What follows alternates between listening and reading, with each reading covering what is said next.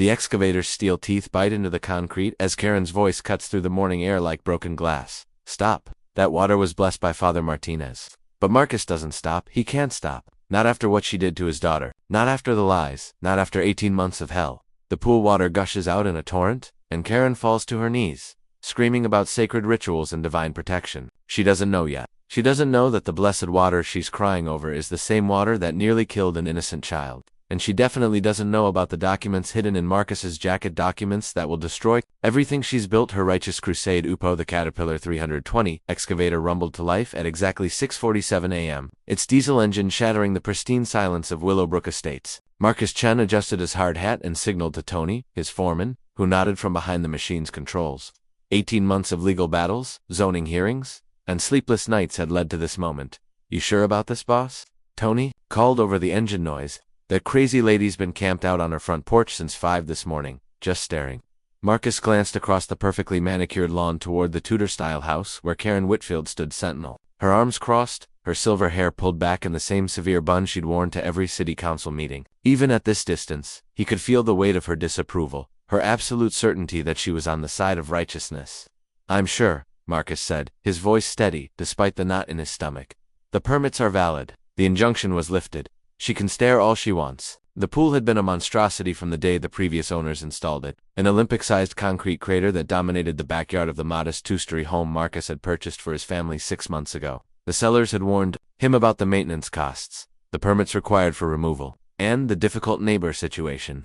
But Marcus had been desperate to close on a house in the district with the best special needs programs. His daughter Lily needed every advantage she could get. What they hadn't warned him about was Karen Whitfield's particular brand of zealotry. The excavator's arm extended toward the pool's edge, its hydraulic whine piercing the morning air. That's when Karen exploded into motion. Stop. Her voice carried across both yards with surprising power for a woman in her 60s. Stop right now.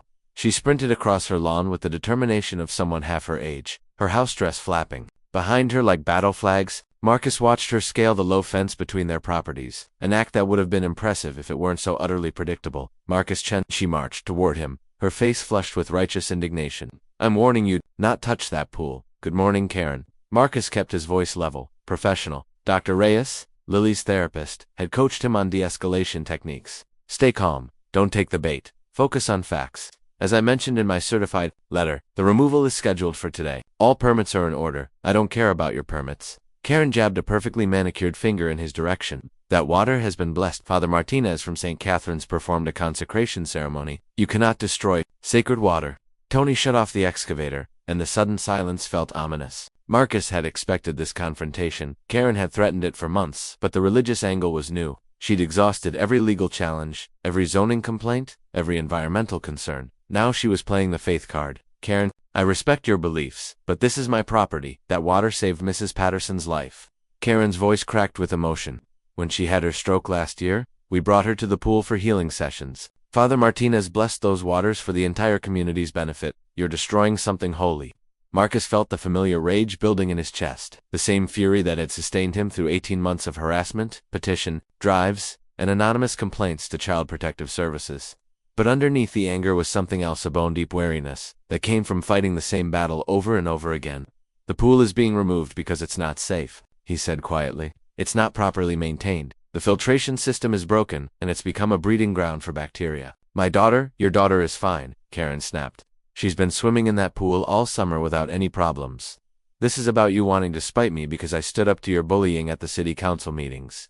The lie hit Marcus like a physical blow. Lily hadn't swum in the pool since the incident in June, the incident that had sent her to the emergency room with a severe ear infection that had progressed to partial hearing loss. The incident that Karen had witnessed from her kitchen window and had done absolutely nothing to help with. That's not true, and you know it, Marcus said, his voice dropping to a dangerous quiet. Lily got sick from that water. The lab results showed dangerous levels of E. coli and Pseudomonas. She could have died.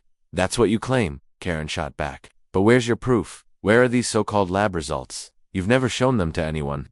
Marcus reached into his jacket pocket and felt the manila envelope he'd been carrying for 3 weeks, waiting for this moment. Inside were copies of the medical records, the laboratory reports, and something else, something that would end Karen Whitfield's reign of neighborhood terror once and for all, but not yet. Let her dig her hole deeper. The health department has copies of everything, he said instead. The health department. Karen laughed bitterly. You mean your friend Janet Morrison? She's been helping you persecute me from the beginning. This whole thing is a conspiracy to drive me out of the neighborhood? Tony cleared his throat. Boss, we're burning daylight here. You want me to start, or what? Karen whirled toward the excavator operator. Don't you dare. I'm calling the police right now. This is destruction of consecrated property. It's a hate crime against people of faith. Call whoever you want, Marcus said. I have every legal right to remove this pool. As Karen fumbled for her phone, Marcus noticed movement in the surrounding houses. Curtains twitching, faces appearing in windows. The whole neighborhood was watching this spectacle unfold. Some of them were probably on Karen's side. She'd been campaigning against him for months, painting him as an outsider who didn't respect community values. Others might be secretly relieved to see someone finally stand up to the woman who'd made everyone's lives miserable with her constant complaints and petitions. This is Officer Martinez, Karen said loudly into her phone, clearly wanting everyone to hear. I need immediate assistance at 847 Maple Drive. A man is attempting to destroy consecrated religious property against the express wishes of the community. Marcus almost smiled at the irony. Officer Martinez, no relation to the priest. He was sure had been out to the house twice before on Karen's complaints. Both times, he'd politely explained that no laws were being broken and that property owners had the right to modify their own land within zoning guidelines. While Karen gave her dramatic performance for the 911 dispatcher, Marcus pulled out his own phone and scrolled to a familiar contact. Janet Morrison answered on the second ring. Health Department, Janet speaking. Hi Janet, it's Marcus Chen. We're starting the pool removal this morning. I wanted to give you a heads up that Mrs. Whitfield is escalating her response.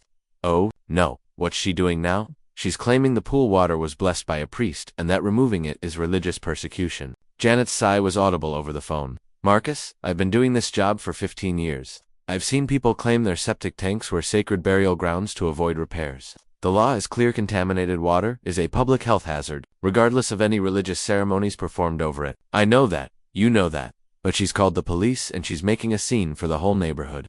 Do you need me to come over? I can bring the citation paperwork if she wants to make this official. Marcus glanced at Karen, who was now pacing back and forth while shouting into her phone about religious freedom and community standards. A few neighbors had actually emerged from their houses and were standing on their porches, watching the drama unfold.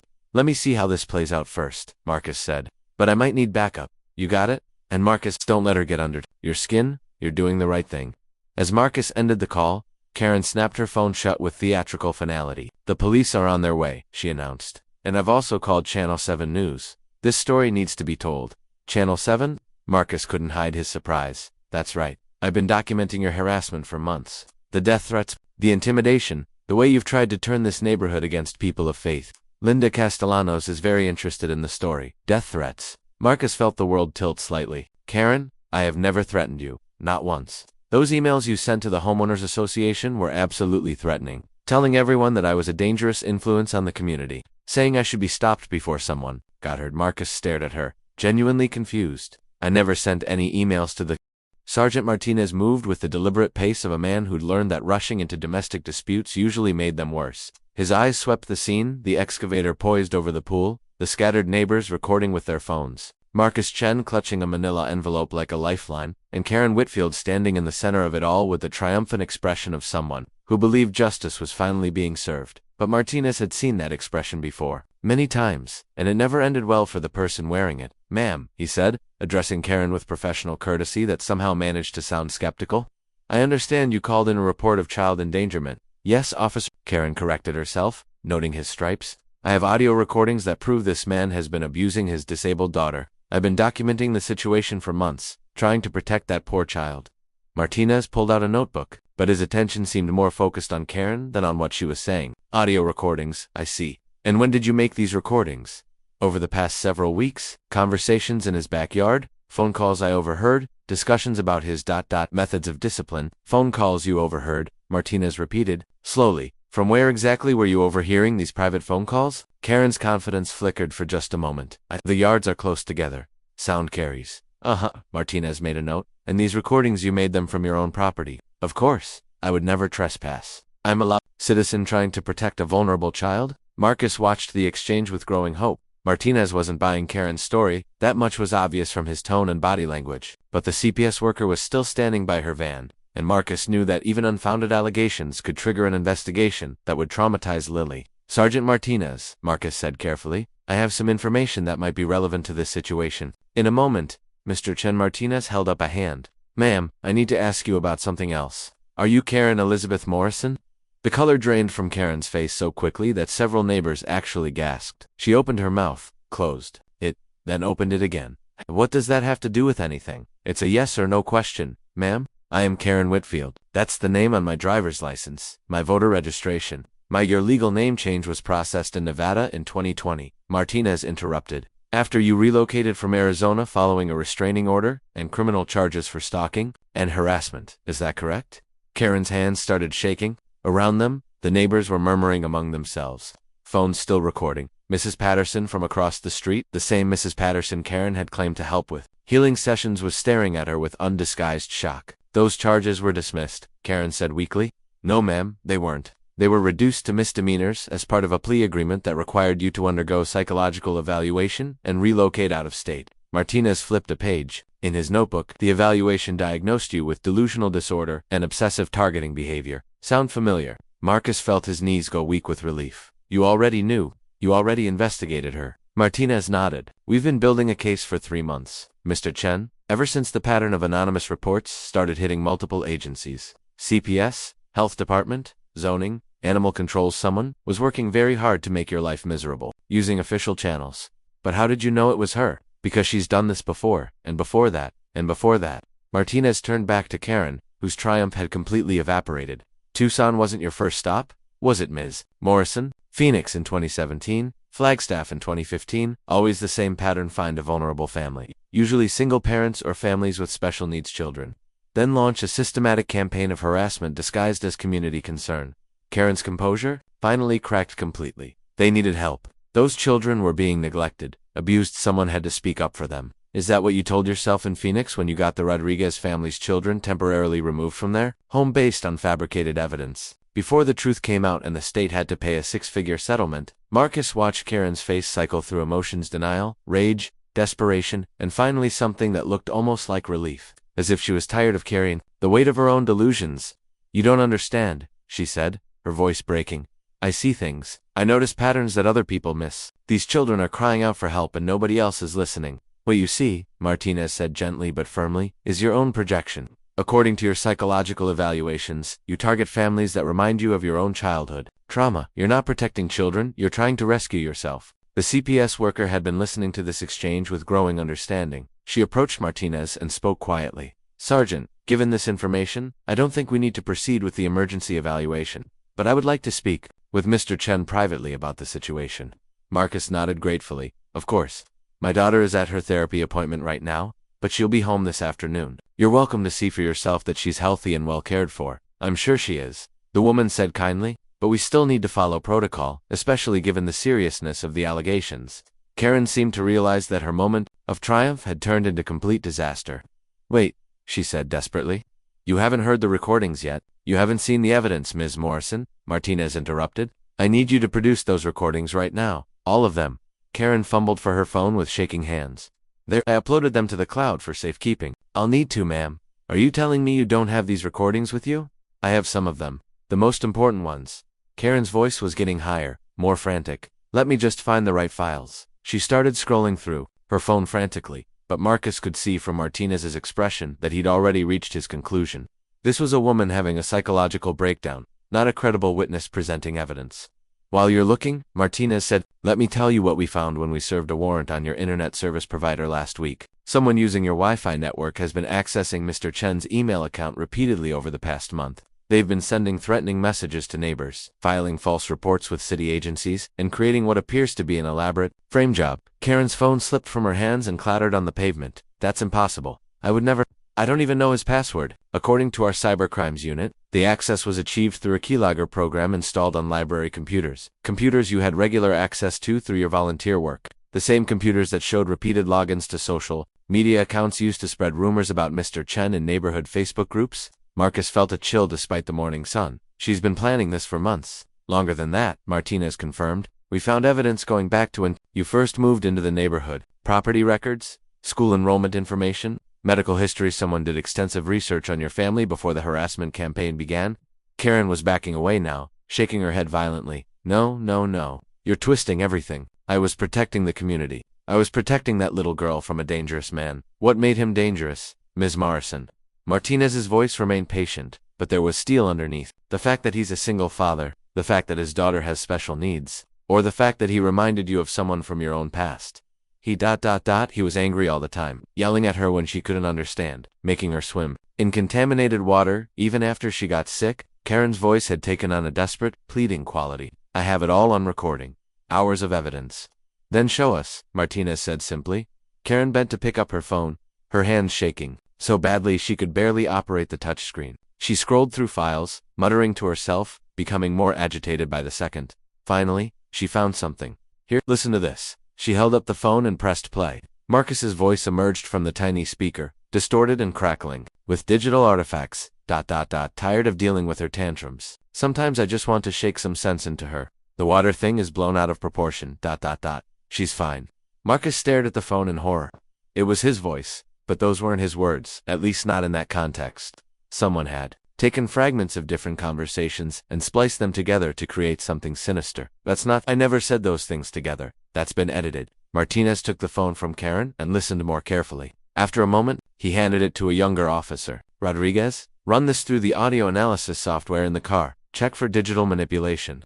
Wait, Marcus said suddenly. I know when that was recorded. The part about being tired of tantrums. I was talking to my sister about Lily's reaction to a new medication. The shake some sense comment was about my ex-wife, not my daughter, and the water thing. His face darkened. I was defending the decision to remove the pool, I said. Marcus stared at the carved words until his vision blurred, the letters seeming to pulse with malevolent intent. Lily Chen will be safe here forever. Tony had shut off the excavator again, sensing something was wrong. The few remaining neighbors, who'd lingered after Karen's arrest, were beginning to notice Marcus's frozen posture, his pale complexion. Boss, Tony called down from the cab. You okay? Marcus forced himself to move, to breathe, to think. He pulled out his phone and dialed 911, his fingers surprisingly steady despite the earthquake in his chest. 911. What's your emergency? This is Marcus Chen at 847 Maple Drive. I need Sergeant Martinez to come back immediately. We've found evidence of another threat against my daughter. While he waited for the police to return, Marcus found himself studying the neighborhood with new eyes. Which house was the watcher in? Which friendly face had been hiding a dangerous obsession? Mrs. Patterson, who'd seemed so apologetic? The young couple in the blue Colonial who always waved when he walked Lily to the bus stop? The retired teacher who'd offered to tutor Lily in math? Anyone could be watching. Anyone could be the friend who thought they knew what was best for his daughter. Marcus's phone buzzed with a text from Dr. Reyes. Lily's session went well today. She's excited about the pool removal, says. She can't wait to plant a garden. See you at 2 o'clock. A garden? Lily had been talking about wanting to grow vegetables, maybe some flowers. She'd drawn pictures of tomatoes and sunflowers, had researched companion planting on her tablet. Such an innocent dream, a little girl wanting to create something beautiful where something dangerous had been. But now that garden felt like a target, like bait, for whoever had been watching them. Sergeant Martinez's car pulled up within minutes, followed by a crime scene van. Marcus met them at the edge of the pool, pointing to the carved message. When did you first notice this? Martinez asked, crouching down to examine the letters. Just now, when the water drained. But Sergeant, there's more. Marcus pulled out his phone and scrolled to his photos. I've been getting anonymous letters for months. I thought they were from Karen, but look at the handwriting. He showed Martinez pictures of the notes that had been slipped under his door, left on his car, windshield tucked into his mailbox. Simple messages, seemingly benign at first glance. Lily is lucky to have someone who cares. Some children need extra protection. Friends are watching out for her. She deserves better than what she's getting. The writing style matches, Martinez said grimly. Same obsessive lettering, same spacing. How long have you been receiving these? Since about 2 weeks after we moved in. I thought they were just Karen being passive-aggressive. I never imagined. Marcus gestured helplessly at the pool. Sir, I need you to think carefully. Have you noticed anyone taking unusual interest in your daughter? Anyone who seems to know her schedule, her preferences, her routines? Before Marcus could answer, his phone rang. Dr. Reyes. Marcus, I'm so sorry to bother you, but we have a situation here. Someone called the office claiming to be Lily's grandmother, saying there was a family emergency, and they needed to pick her up immediately. Marcus's blood turned to ice. I don't have family here. My parents are in California, and they've never contacted Lily's therapist directly. I know, which is why I called you. The woman was very insistent, said she was your mother-in-law, maternal grandmother. She knew details about Lily's therapy schedule, her favorite activities, even what she wore to session today. Where is Lily now? Safe in my office with the door locked. But Marcus, this woman is still here. She's in the waiting room, refusing to leave. She says she's not going anywhere without Lily. Martinez was already moving toward his car. Dr. Reyes, this is Sergeant Martinez with Metro Police. Do not let anyone near that child. We're on our way. The drive to Dr. Reyes's office took 8 minutes that felt like 8 hours. Marcus sat in the passenger seat of the police car, his mind racing through possibilities. Who would know Lily's therapy schedule? Who would know what she wore to appointments? Who had been watching closely enough to gather that kind of intimate information? The therapy center was in a converted Victorian house in the Arts District, chosen specifically because its residential feel was less intimidating. For children, as they pulled up, Marcus could see a woman through the front window, middle-aged, neatly dressed, sitting ramrod straight in one of the waiting room chairs. She looked familiar, but Marcus couldn't place her. Stay behind me, Martinez instructed as they approached the building. Let me handle this. Dr. Reyes met them at the door, her usually calm demeanor clearly rattled. She's been here for 20 minutes, she whispered. Very calm, very polite, but absolutely insistent that she has the right to take Lily. She says you've been lying about not having family support. Through the glass door to the waiting room, Marcus could see the woman more clearly. She was perhaps 55 with carefully styled gray hair and the kind of outfit that suggested suburban respectability. Slacks, sensible shoes. She looked like someone's favorite aunt, someone you'd trust with your children, but there was something in her posture, in the way she sat with her hands folded and her eyes fixed on the door to the therapy rooms, that radiated an unsettling intensity. Martinez entered the waiting room first, his hand resting casually on his radio. Ma'am, I'm Sergeant Martinez with Metro Police. I understand there's some confusion about a child pickup. The woman looked up with a bright, practiced smile. Oh, thank goodness. Officer, I've been trying to explain to these people that I'm here for my granddaughter. There seems to be some miscommunication, and you are Catherine Morrison, Lily's grandmother. She said it with such conviction that for a moment, Marcus doubted his own memory. But then the name registered, Morrison, the same last name Karen had used before her legal name change. Ma'am, are you related to Karen Morrison? Catherine's smile faltered for just an instant.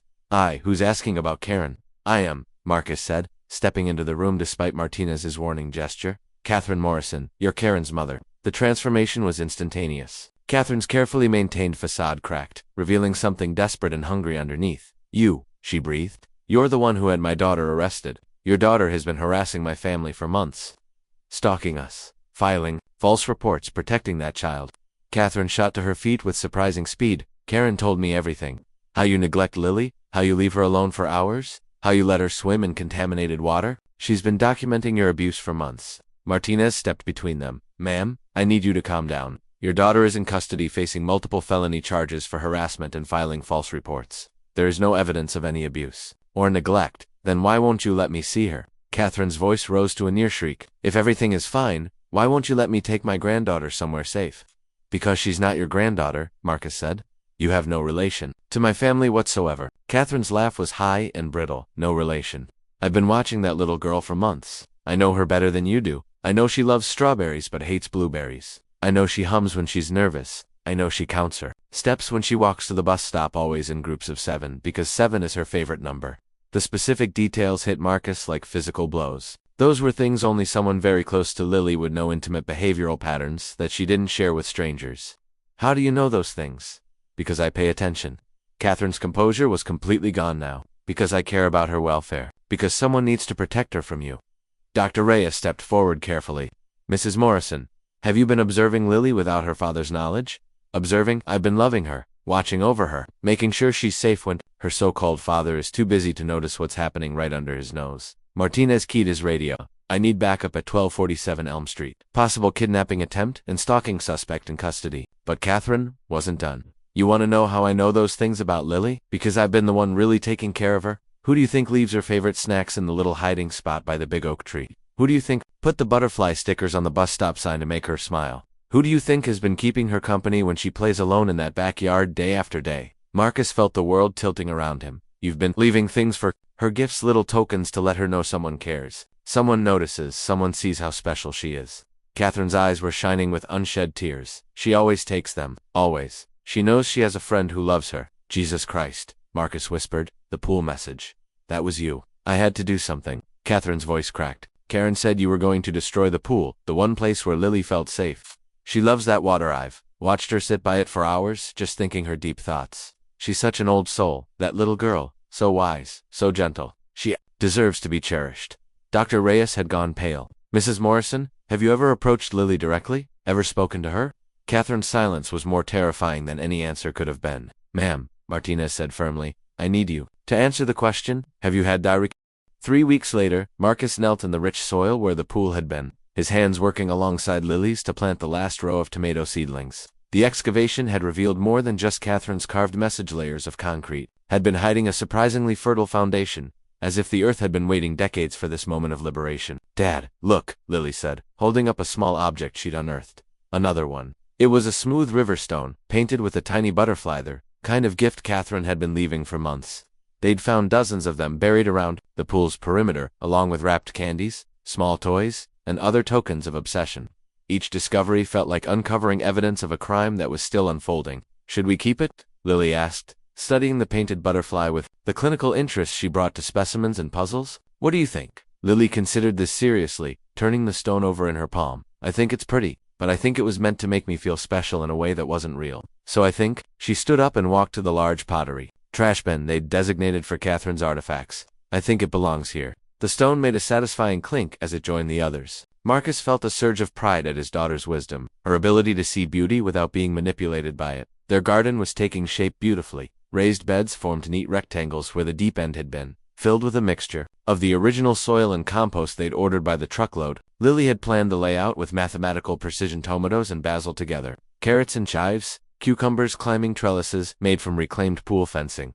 Mr. Chent. Marcus looked up to see Janet Morrison from the health department approaching across the lawn, but her expression was troubled rather than congratulatory. Behind her walked Sergeant Martinez and another officer Marcus didn't recognize. Hi, Janet. Is everything okay? We need to talk, Martinez said. Inside, if possible. Away from the neighbors. Lily looked up from her planting, immediately sensing the tension. Dad, is this about the ladies who are watching me? I don't know yet. Honey, why don't you keep working on the garden while we go inside for a few minutes? I want to hear what they're saying, Lily said with the directness that autism had taught her. It's about me, isn't it? I should know what's happening. Marcus looked at Martinez, who nodded reluctantly. She's right. This concerns her directly. They gathered around the kitchen table, Lily's muddy gardening gloves stark against the clean surface. Martinez pulled out a tablet and several file folders, his expression grim. We've been investigating the Morrison women's activities more deeply, he began. What we found is, extensive. He opened the tablet to show surveillance photos. Dozens of them, taken from multiple angles around Marcus's property. Lily at the bus stop, Lily in the backyard, Lily through her bedroom window. These were stored on Catherine Morrison's computer, Martinez continued, organized by date, time, and activity. She has thousands of them going back to your first week in the neighborhood. Marcus felt sick looking at the images, but Lily studied them with surprising detachment. She really was watching all the time, she observed. Even when I thought I was alone. It gets worse, the other officer said, introducing himself as Detective Williams from the Cybercrimes Unit. We found evidence that both Karen and Catherine were part of a larger network and online community focused on protecting children they believed were being neglected or abused. He opened one of the folders to reveal printouts of forum posts, chat logs, and what appeared to be detailed surveillance reports. They called themselves Guardians, people who believed that traditional authorities like child services and police weren't doing enough to protect vulnerable children. They were sharing information about our family online. Marcus asked, your family and dozens of others across multiple states? The network has been operating for at least 5 years, with members conducting surveillance and building cases against parents they deemed unfit. Williams flipped through the documents. Karen and Catherine were relatively new members, but they were extremely active. Lily leaned forward to look at the papers. What did they say about us? Martinez hesitated. Lily, some of this is very disturbing. I'm 12, not 5, Lily interrupted. And I'm autistic, not stupid. I can handle disturbing information if it's about my own life. After a moment, Martinez nodded and began reading from one of the posts. Subject shows clear signs of developmental delays being ignored by negligent father. Child displays repetitive behaviors, social isolation, and possible medication non-compliance. Father appears overwhelmed and often angry during interactions. That's not accurate, Lily said matter-of-factly. I'm not developmentally delayed. I'm autistic. My social isolation is partly by choice because I like quiet time, and partly because kids at school can be mean about differences. And Dad only gets frustrated when I'm having a meltdown, which is normal. We know that, Martinez said gently, but the people reading these posts didn't. They saw a vulnerable child who needed rescue. Williams opened another folder. This is where it gets really concerning. The network has a protocol for escalating interventions. It starts with documentation and anonymous reports to authorities. If that doesn't result in the child being saved, they move to direct action. Direct action? Marcus asked, though he already suspected he knew. Surveillance? Gift-giving to build trust with the child? And ultimately, extraction. The word hung in the air like a death sentence. Marcus realized that Catherine's attempt to take Lily from the therapy office hadn't been a desperate improvisation. It had been part of a planned operation. How many people in this network know about our family? Based on the forum activity, at least 20 active members have access to your file. Most are in other states, but we've identified 3 others in this metro area. Williams pulled out photographs. We've arrested 2 of them in the past week. The photos showed a middle-aged man and woman, both ordinary-looking, both smiling. In what appeared to be family portraits, they could have been anyone: neighbors, teachers, co-workers. Who are they? Marcus asked. David Chun, no relation. Just coincidence with the name is a retired postal worker who's been photographing children at bus stops across the city for 2 years. Patricia Holbrook is a substitute teacher who's been filing reports about every special needs child she encounters in the classroom. Lily studied the photos carefully. I don't recognize them. Did they ever try to contact me directly? David Chen left several packages at your bus stop, Martinez said. Science kits, art supplies, books about gardening. We think you assumed they were from Catherine. I did assume that, Lily confirmed. I thought my secret friend was just being extra nice. She paused, processing. How many secret friends did I actually have? The question was heartbreaking in its innocence. Marcus reached over and took her muddy hand in his. Too many, honey, way too many. Janet Morrison, who had been quiet during this exchange, finally spoke up. There's something else. The network has been sharing ... techniques. Ways to make children more dependent on their guardians, ways to isolate them from their families. She pulled out a thick manual, printed and bound like an official document. They call it protective intervention strategies. It includes methods for convincing children that their parents don't understand or care about them, techniques for creating artificial crises that require rescue, and protocols for gradually separating children from their support systems. Marcus felt cold understanding wash over him. The pool contamination. Someone deliberately contaminated the water. We think so. The bacterial levels were too high and too specific to be natural. Someone wanted Lily to get sick, not seriously ill, but sick enough to create a crisis that would justify intervention. Lily looked up sharply. They made me sick on purpose. They gave me the ear infection that damaged my hearing. The adults exchanged glances. This was the hardest part to explain to a child, that people who claimed to love her had deliberately hurt her as part of their rescue fantasy. We believe so, Martinez said carefully. The network documents suggest that creating evidence of parental neglect is sometimes necessary to save children from worse harm. Lily was quiet for a long moment, her hands working unconsciously through the motions of planting, dig, place, cover, water. Finally, she looked up with an expression Marcus had never seen before. Not anger, not hurt, but something colder and more mature. They gave me permanent hearing damage because they thought my dad was a bad parent. Yes. And they were going to take me away from him and put me with strangers who had been spying on me for months. That appears to have been the plan. Lily nodded slowly, processing this information with the same systematic approach she brought to complex math problems. Then she stood up and walked to the kitchen window, looking out at the garden they'd been building together. Dad, she said finally, I want to do something. What's that, honey? I want to make a statement. For court, or for the news, or for whoever needs to hear it. Lily turned around, and Marcus was struck by how much older she looked than she had that morning. I want to tell people what it's really like to be a kid with autism who has a good parent, so maybe other families won't go through this. Detective Williams leaned